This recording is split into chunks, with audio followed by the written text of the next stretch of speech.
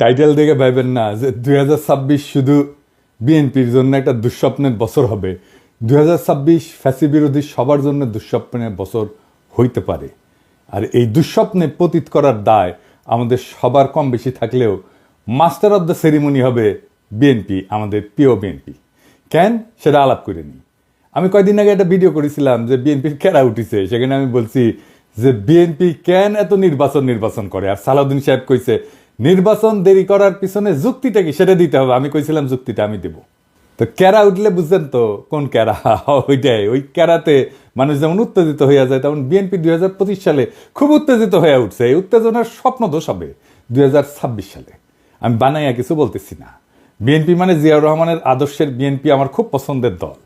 আর হাসিনার ফ্যাসিস্ট আগ্রাসন থেকে সবচেয়ে বেশি মাইর খেয়া কিচ্ছু করতে না পারার দল হইল বিএনপি।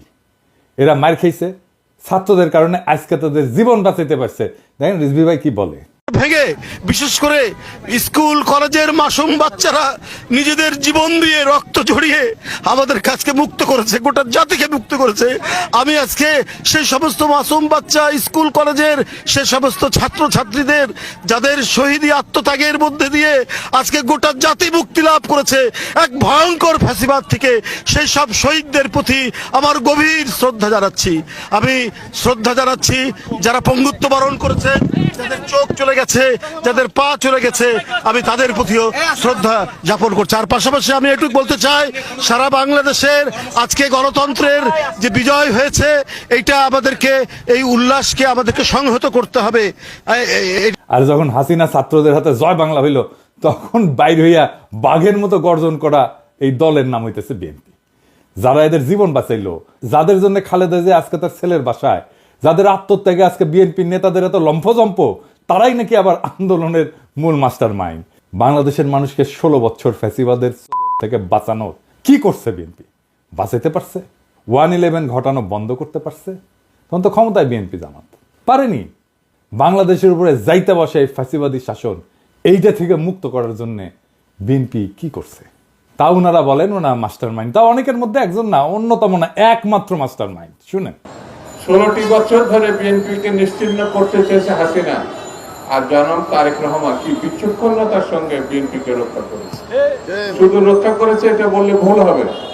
কার্যকর আন্দোলন গড়ে তোলার জন্য যা যা করার দরকার, এই আন্দোলনের একমাত্র মাস্টার মাইন্ড হচ্ছে জনাব তারেক রহমান। এটা যদি কেউ ব্যাখ্যা করে বোঝাতে হয় তাকে, তাহলে একটু অসুবিধা। এই কথায় এখন আর হাসি পায় না। আমি হাসে কি করুম? পাবলিকই তো হাসতে হাসতে শেষ।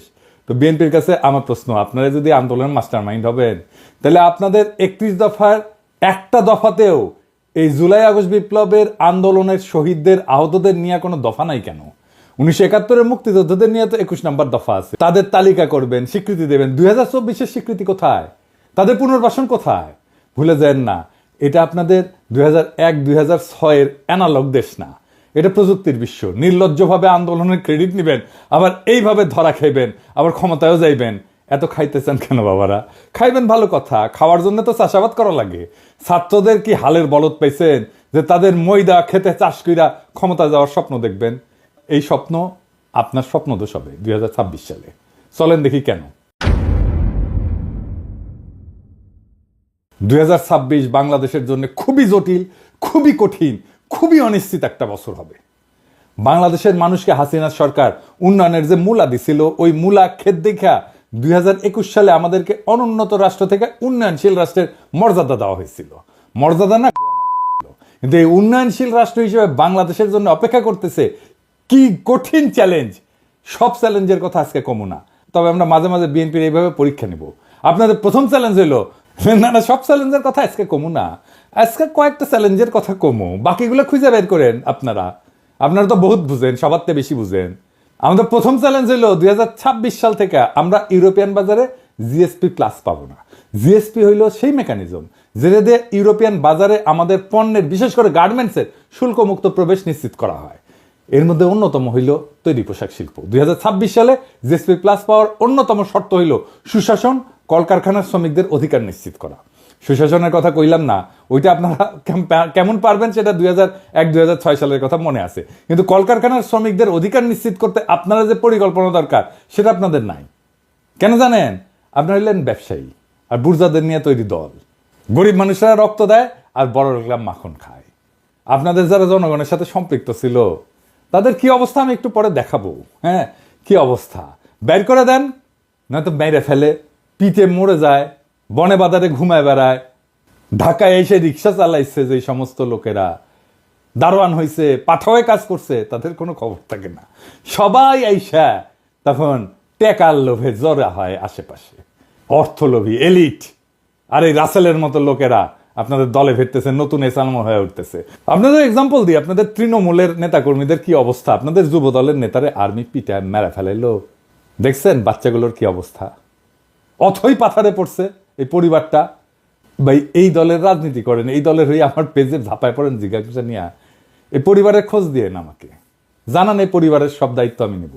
জি না, আমার টাকা নাই, আমি বড় লোক কেউ না, আমার বাপের জমিদারি ছিল না, ভিক্ষা করবো সবার কাছে, আমার ভিক্ষা চিতে কোনো গ্লানি নাই। একটা লোক সারা জীবন বিএনপির রাজনীতি করে গেল, আর্মির পিটানিতে জীবন গেল, তার পরিবারকে বাঁচানোর জন্য পিনাকি ভিক্ষা করবে, আর পিনাকি শেষ জীবনে অপবাদ নেবে যে ভিক্ষা করার টাম করে কোটি কোটি টাকা আত্মসাৎ করেছে। আমি এগুলো জানি, হ্যাঁ এগুলো জানি, এটাই বাংলাদেশ। হ্যাঁ বুঝছাও। যাই হোক, আমারে খোঁজ দিয়েন, এই পরিবারের দেখভাল করার দায়িত্ব যেন আমাকে দেন খোদা তাআলা, এই তৌফিক যেন দেন, ওনার পরিচয়টা দিয়েন, আমার সাথে যোগাযোগ করাই দিন। এই বিএনপিতে অলিগার ভিড়তেছে না, এদের টাকা কামানোর একমাত্র উপায় হইল শ্রমজীবী মানুষের শোষণ। এরা তো শ্রমিকদের বেতন দিবে না, কলকারখানায় উন্নত কাজের পরিবেশ তৈরি করবে না, কারণ এইগুলা করলে তো টাকা কামাবে কেমনে। তাই আমরা বিএনপির ক্ষমতায় আসলে জিএসপি প্লাস পাবো না, লিখে রাখেন।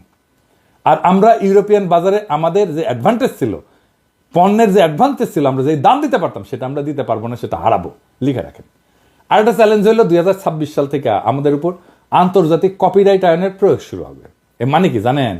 সব কিছুরই কপিরাইট আছে, বুঝছাও, সব কিছুর ওই কপিরাইটের ফি দিতে হয়।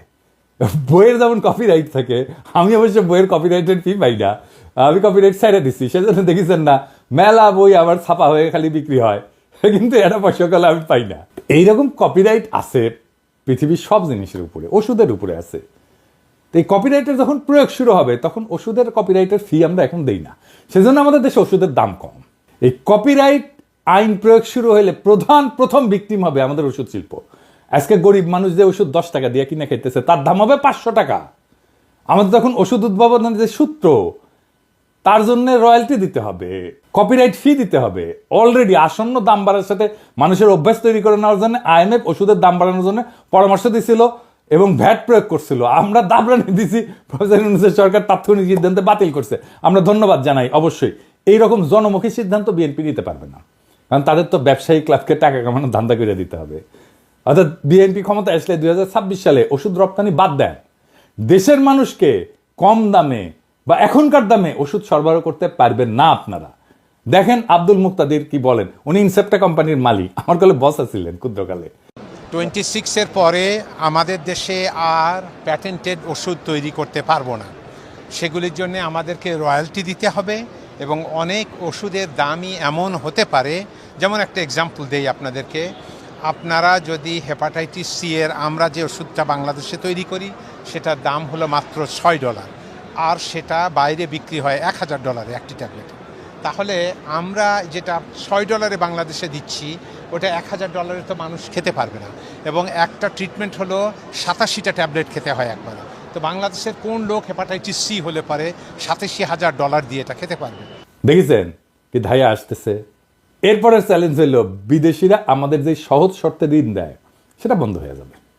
আমাদের তখন উন্নয়ন বাজেটের ঘাটতি মোকাবেলা করতে বাণিজ্যিক হারে বৈদেশিক ঋণ নিতে হবে। তাইলে বুঝতে পারতেছেন, সুদ দিয়া ঋণ নিতে হবে। ওই টাকাটা আমরা কেমনে পাবো? ওই টাকাটা উপার্জন করবো কত? উপার্জন করে তো সুদ শোধ দিতে হবে। আভ্যন্তরীণ অর্থনৈতিক সক্ষমতা তৈরি করে তারপরে ওই সুদটা শোধ দিতে হবে। এটা কেমনে করবেন আপনারা জানেন? আপনাদের কাউকে তো কোনোদিন এইসব নিয়ে কথা কইতে দেখি না। এইসব ফাও মজা করার দিন শেষ। বিএনপির যারা ভাবতেছেন যে ক্ষমতা এসে 16 বছরে ক্ষুধা মিটাবেন, তাদের জন্য এক বালতি সমবেদনা রইল। এইরকম প্রস্তুতি নিয়ে ক্ষমতা আসলে পাবলিক টাইনে নামায় দিবে যদি দায়িত্ব নিতে না জানেন। 4 নম্বর হইতেছে আমেরিকান সাহায্য বন্ধ হয়ে গেছে। সারা দুনিয়ায় আমাদের তৃতীয় সাহায্যদাতা দেশ ছিল আমেরিকা এই ট্রাম্প আসার পরে। 1 আর 2 নম্বর হইতেছে জাপান আর ইংল্যান্ড। 2022 সালে কত টাকা দিছিল আমেরিকা তারা জানেন? আমেরিকা, শুধু আমেরিকা $32 বিলিয়ন। এই টাকাটা হাওয়া হয়ে যাবে, কই পাবেন সেটা? $32 বিলিয়ন তো লাগবে, তাইলে কেমনে সামাল দেবেন, কোত্থেকে পাবেন? আমাদের পাশা ঢাকতে সামনে উদাম হয়, আর সামনে ঢাকতে পাশা উদাম হয়। পারবেন এই টাকার বিকল্প যোগান দিতে? পারবেন না ভাই। দেখেছেন তো IMF এই $4-5 বিলিয়ন দিতে কিরকম প্যারাপ্যারি করে। $32 বিলিয়ন কোটি থেকে পাবেন। তবে এইসব চ্যালেঞ্জের সমাধান আমাদের জানা আছে, কারণ আমরা গত 10 বছর যখন হাসিনারে খেদানোর আন্দোলন করেছি, তখন আমরা এটা নিয়ে কাজ করে রাখছি, ঠিক করে রাখছি। হাসিনা জয় বাংলা হইলে আমাদের কি কি করা লাগবে, এই সংকট মোকাবেলা করার জন্য কি কি করা লাগবে, সেটা আমাদের প্ল্যান করা আছে। তার প্রথম পদক্ষেপই ছিল প্রফেসর ইউনূসের মতো বিশ্ববরণ্য ব্যক্তিকে প্রধান উপদেষ্টা পদে বসানো। আলহামদুলিল্লাহ আমরা এটা পারছি, উনি রাজি হয়েছেন। তিনি এমন একজন মানুষ যার আন্তর্জাতিক খ্যাতির কথা বিবেচনা করে বিশ্ব নেতারা আমাদের অভূতপূর্ব সুযোগ দেবেন এবং দিতেছেন। ট্রাম্প সব সাহায্য বন্ধ করে দিলেও রোহিঙ্গা ক্যাম্পে সাহায্য বন্ধ করে নাই। কাদের কারণে? আমাদের সরকারের কারণে, প্রফেসর ইউনূসের কারণে। তো প্রফেসর ইউনূসের এত গুরুত্ব কেন? কারণ যেই মানুষ তার অর্থনৈতিক মডেল দিয়া সারা বিশ্বে দারিদ্র মোকাবেলা করছেন, সেই মানুষের 3-0 কনসেপ্ট, যেটা আমি আগে কইছিলাম, এটা প্যারিস অলিম্পিকের মূল প্রতিপাদ্য বিষয় ছিল। উনি ছিলেন প্যারিস অলিম্পিকের একজন প্রধান ব্যক্তি। সেই মানুষের চেয়ে উপযুক্ত কোনো পার্সোনালিটি কি আপনাদের মধ্যে আছে, যিনি ভারতের আর পশ্চিমের ঠাপ একই সাথে সামলাইতে পারবেন? আপনি তো পারেন নাই 1-11-এ। ক্ষমতায় আপনার লোক ইয়াজউদ্দিন, আর্মি চিফ আপনাদের বানানো, তারাই আপনারা উস্তে দিল, সাথে জামাতও ছিল। পারেন নাই 1-11 ঠেকাইতে। এখন আপনারা কেমনে পারবেন? যাই হোক, আমাদের পরিকল্পনার একটা ডেমো দিলাম। পুরো পরিকল্পনা আমাদের সাজানো আছে। 2026 সালের চ্যালেঞ্জ আমরা কিভাবে মোকাবেলা করব। আমি যে ফাঁকা আওয়াজ দিই না, তা নিশ্চয়ই বুঝতে পারছেন। অনেক পরিকল্পনার মধ্যে দিচ্ছি, আরো দিব। এমন না যে পরিকল্পনা পরে বাস্তবায়ন করা হবে। পরিকল্পনা কিভাবে করতে হয় সেটা দেখাইছি। সমস্যার 100টা সমাধান আছে। কি ভাবছিলেন যে আপনাদের জন্য আর বলে দিব বাকিগুলা? আপনাদের পরীক্ষায় নকল করার মতো সরকার নকল করে চালাবেন? আমাদের সাথে অ্যালাই করেন। আমরা যেভাবে দেখতে চাই আপনাদেরকে সেইভাবে থাকেন, সেই রাস্তায় থাকেন, আমাদের সাহায্য পাবেন, আমাদেরকে পাশে পাবেন। আমাদেরকে তো শত্রু মনে করতেছেন এখন। হ্যাঁ, আমাদের কাছে সব বিষয়ের ওষুধ আছে। আপনারা এই লোকগুলোকে চান কিনা পাশে, সেটা আপনাদের সিদ্ধান্ত। এবার আসেন দেখি বিএনপি কেন নির্বাচন চায়। কারণ বিএনপির কাছে নির্বাচন হইতেছে হরলিক্স। হ্যাঁ, এমনি এমনি খায়। হ্যাঁ, ওই যে দেখেন, আমার ভাই টাকায় 16 আনাই উসুল। আমি তো এমনি এমনি খাই। হরলিক্স। বিএনপির নির্বাচন এমনি এমনি চায়, মানে বুঝে না কেন চায়। আসল কথা হইলো, বিএনপিকে নির্বাচনের জন্য চিল্লাইতে বুদ্ধি দিচ্ছে তাদের নয়া বন্ধু ভারত। ভারত এখন বিএনপিকে দিয়ে আওয়ামী লীগের পুনর্বাসন করবে, আর বাংলাদেশকে তার দাসত্বের অধীনে রাখবে। বিশ্বাস হয় না? দেখেন, মির্জা ফখরুল যখন নির্বাচনের ডাক দেয়, তখন ছাত্রলীগ তাদের বিদেশে পলাতক নেতাদের দিয়ে আন্দোলনের রূপরেখা প্রকাশ করে। ছাত্রলীগের এই সাহস কোথেকে আসে আমি জানি না। মায়ের মনে কম খাইছিল। আমি কইছিলাম যে এদের জন্য মায়ের চেয়ে উপকারী আর কোনো ভাইটামিন নাই। এখন বুঝছেন যে ভারত এই পুরা গেমের মাস্টার মাইন্ড। তারা বিএনপির কামলাদের দিয়ে নির্বাচন বইলা কান্নাকাটি করাবে, সামনে আওয়ামী লীগ রাজনীতির মাঠে উকিঝুঁকি দিবে। আওয়ামী লীগ ঘোষিত কর্মসূচিগুলো পালন করতে গেলে আমার ক্ষুদ্র ভাতা ভগিনীরাই যথেষ্ট। যেই মায়ের 5ই আগস্টের পরে ইউনূস স্যারের দিকে তাকায় দিতে পারি নাই, সে পাওনা শোধ করিয়া দিতে হবে। আর বিএনপিরে কইতেছি, ভারত আওয়ামী লীগের সাথে যে বাসর করতেছে, ওইখানে আপনারা কাবাব নে হাড্ডি, ওইখানে আপনাদের কোনো জায়গা নাই। মজা শেষে ফেলায় দেবে কন্ডমের মতো। দেখেন, শ্যামা ওবায়দ আদানির জন্য ওকালতি করে। দেখেছেন, শ্যামা কি জ্বালানি মন্ত্রী? আদানি ভারতের এক দুর্বৃত্ত অলিগার্ক, সারা দুনিয়াতে ঘৃণ্য, মোদির ক্যাশিয়ার। তার সাথে বিএনপি নেতার লতকালতকি দেখেন। এখন মানুষের ক্ষমতায় গেলে দেশ বেচে, এরা ক্ষমতায় যাওয়ার আগেই দেশ বেচে দিছে আদানির কাছে, দেশ বেচে ছাড়া। এই বিএনপিরে ভারত এখন ক্ষমতার লজেনচুস দেখাচ্ছে, বুঝছাও? ক্ষমতার লজেনচুস দেখা বিএনপি ওই ক্ষমতার মূলার পিছে যাচ্ছে। তারপরে ওই লজেনচুসের আমও যাবে, সাথে সালাও যাবে। কেমনে বিএনপিকে ভারত ফেলাই দেবে ক্ষমতা দেখে শুনবেন, প্ল্যানিং শুনবেন, শুনেন আমার কাছে। ভারত জানে 2026-এর চ্যালেঞ্জ মোকাবেলা করা বিএনপির পক্ষে সম্ভব না। এটা আমার মতো মূর্খ মানুষ বুঝলে ভারত তো অনেক আগে থেকে জেনে আছে। যখন বিএনপি দেশের অর্থনীতি নিয়ে ঝামেলায় পড়বে, তখনই শুরু হবে বিক্ষোভ আন্দোলন। এই আন্দোলন হবে একেবারে তৃণমূল থেকে। মানুষ খাইতে পারবে না তো, চাকরি থাকবে না তো, মানুষ দলে দলে রাস্তায় নেমে আসবে তো। লগি বৈঠা নিয়ে আওয়ামী লীগ কি তাণ্ডব করেছিল মনে আছে না? এখন যে পুলিশ আছে, পুলিশে পুরো তো হাসিনা। পুলিশ চুপ করে দাঁড়িয়ে থাকবে। 1-11-এর টাইমে যেমন আসিল ওই মির্জাফরের সেনাবাহিনীর মতো। ছাত্রলীগ যুবলীগ গর্ত থেকে উঠায় আন্দোলনে জয়েন দেবে, আর আমার হাসিও টুপ কইরা ঢুকে পড়বে। আন্তর্জাতিক চাপের কাছে তখন নত জানো বিএনপি, দেশীয় আন্দোলনে দিশেহারা বিএনপি তখন আওয়ামী লীগের সাথে আতত করে পলাবে, আওয়ামী লীগ যেমন পলাইছিল। আর দেশে ফিরে আসবে সেই ভয়ঙ্কর ফ্যাসিবাদ, আবার সেই ভারতীয় আধিপত্যবাদ যা কায়রা নিছিল আমাদের জীবনের 16টা বছর, বাংলাদেশকে পরিণত করছিল ভারতের উপনিবেশে। যারা কায়রা নিছিল বর্বরভাবে আমাদের হাজার হাজার সন্তানদের জীবন, যারা আমাদের 25,000-এর মতো ছাত্র জনতাকে আহত করে চিরজীবনের জন্য পঙ্গু আর দৃষ্টিহীন করে দিছে, সেই আবু সাইদ মুগ্ধ ওয়াসিমদের রক্ত শুকানোর আগেই যেই দল নির্বাচন করে মুখে ফেনা তুলে ফেলাইতেছে, তারা আর যাই হোক দায়িত্ব নিতে পারবে না। আপনাদের রিকমেন্ড করা যত লোক অন্তর্বর্তীকালীন সরকারে আছে তাদের পারফরমেন্স দেখে আপনাদের দক্ষতা আমাদের কাছে পরিষ্কার। স্বরাষ্ট্র উপদেষ্টা কার রিকমেন্ডেশনে জানেন? বিএনপির। শিক্ষা উপদেষ্টা কার? বলছিলাম তো, বিএনপি। এই খারাস বিদেশে কোনো অনুষ্ঠানে যায় না। 5ই আগস্টের পর বাংলাদেশের শিক্ষাঙ্গনে সবচেয়ে বেশি ঝামেলা হয়েছে। ছাত্ররা আন্দোলন করছে তাদের অধিকারের জন্য, আর আওয়ামী লীগ তাদের ন্যায্য অধিকারের আন্দোলনের নাম দিছে সন্ত্রাসী কর্মকাণ্ড। প্রফেসর ইউনূস দায়িত্ব আসার পর সবার আগে উচিত ছিল বিদেশি সহযোগীদের কাছে শিক্ষাঙ্গনের স্বাভাবিক পরিস্থিতি তুলে ধরা এবং সকল দ্বন্দ্বের সমাধান করা। তা না কইরা তিনি তার ডায়াপার সামলানোর অপারগতার কথা বইলা বিদেশে যাইতেছেন না। আপনি কি ভাবছেন স্যার আমরা বুঝি না? আপনি তো বিএনপির পরামর্শে আসছেন। ইউনূস স্যারের সরকারের ভাবমূর্তির জন্য কাজ করলে তো আপনার আসল লক্ষ্য পূরণ হবে না। বিএনপির 31 দফা দেখে তো মনে হয়েছে তারা শিক্ষাঙ্গনের সমস্যাটাই বুঝেন নাই। বুঝলে তো আর বই বিতরণ, শিক্ষাঙ্গনের বিরোধ এইগুলোর সমাধান আগে থেকেই করতেন। ছাত্র সংসদ নির্বাচনগুলোর কথা বলছি, বিশ্ববিদ্যালয়গুলোতে বিএনপি বাগড়া দিচ্ছে, ছাত্রদল বাগড়া দিচ্ছে। কেন? কারণ ছাত্রদল জিততে পারবে না বড় বড় বিশ্ববিদ্যালয়গুলোতে। আপনার তো নিজের স্বার্থ ছাড়া আর কিছু বুঝেন না।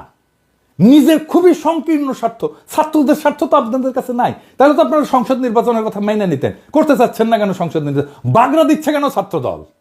তার মানে তো আপনারা পারবেন না, এটা হারে যাবেন। হারবেন যে জন্য, সেই জন্য আপনি ছাত্র সংসদ নির্বাচন হইতে দিবেন না। নির্বাচন করছেন, ম্যান্ডেট করছেন, গণপরিষদের নির্বাচন করেন, আমরা সবাই বলতেছি। সেটা তো করবেন না, কারণ ওখানে নতুন সংবিধান বানাইতে হবে, সেটা তো করতে চাচ্ছেন না। গণপরিষদের নির্বাচন করেন, ম্যান্ডেট নেন, আপনারাই করেন, আপনারাই আসেন, সেটা করবেন না। যারা বিপ্লব করলো, যারা দেশটাকে রক্ষা করলো রক্ত দিয়া, তাদের প্রতি আপনাদের পর্বত প্রমাণ ঘৃণা, শত্রু বানায় ফেলছেন তাদেরকে। আপনার 31 দফা দিচ্ছেন, এটা নিয়ে একটা ভিডিও দিব, দাঁড়ান। দিতেছিলাম না নেহায়েত মায়া করে, এতদিনের রাজপথের সহযোদ্ধা কেমনে কঠোর কথা কই। কিন্তু আপনারা এমনভাবে অন্তর্বর্তীকালীন সরকারের উপর ঝেপে পড়েছেন যে না দিয়া তো উপায় নাই। 71 টিভিতে যাইয়া রুমিন ফারানা এই 71 টিভির দুর্বৃত্ত আওয়ামী ফ্যাসিস্ট এনা বলার, সে একটা বদমাইশের সাথে বৈশা কেমনে শফিকের সাথে কথা বলে শুনেন। ব্যর্থতা কি দেখলেন? আমি তো এটা ব্যর্থতার অনেকগুলো ডেটা আছে, সব জায়গায় সফল হওয়া যায় না। না, ব্যর্থতার কিছু অংশ স্বীকার করবেন না। আপনি জার্নালিজম করেন না, ব্যর্থতার কিছু অংশ স্বীকার, মানে 100-তে 100 পেতে চান। 100-100 না, আমি এটা বলছি না, আমি 90 বলি না, কিছু জায়গায় ব্যর্থতা আছে। কিন্তু আপনাদের উপদেষ্টারা তো নিজেকে নিজে মার্কিং করার সময় 3-4 দিতে পারছেন না 10-এ। আমি জানি না, আমি চিফ অ্যাডভাইজারের অফিসকে রিপ্রেজেন্ট করে আমি সে আলোকে বলছি। ওকে, দেখেছেন 71 টিভির সাথে বিএনপি এক হইয়া গেছে, দেখছেন? শফিক তো ভদ্র মানুষ, ছোটখাটো মানুষ। আমি যদি ওটা থাকলাম ইনি না, তোরে তুলে থাকনা মারলাম ইনি। অ্যাঙ্করের বাচ্চা, তোর অ্যাঙ্করগিরি আমি শিখাই দিলাম নি। মা 71 টিভি তো ভাঙ্গে চুরে ফেলছিল, ওটা বুলডোজারে কেন ঘুরাই দেয়নি? দেখেছেন এই সমস্ত? এখন দেখেছেন তো সব জায়গায় এই আওয়ামী দুর্বৃত্তগুলোর সাথে, ফ্যাসিবাদের এনাবেলারের সাথে বিএনপির খাতির দেখেন একসাথে ঝাঁপে পড়েছে শফিকের উপরে। জনতারে চাটায়েন না, আপনাদের কিন্তু ভারতেও জায়গা হবে না, মনে রেখেন কথাটা। অবশ্য আপনাদের মধ্যে রয়্যাল এজেন্ট যারা আছে তাদের জায়গা দিতে পারে। আলতাফ সাহেব তো বলছে বিএনপির মধ্যে রয়্যাল লোক আছে, জানেন তো? দেখেন ওই কি বলছেন। বিএনপির কিছু লোক আছে যারা নন আননোন না, নূতন না, পুরানা, নন রয়্যাল এজেন্ট।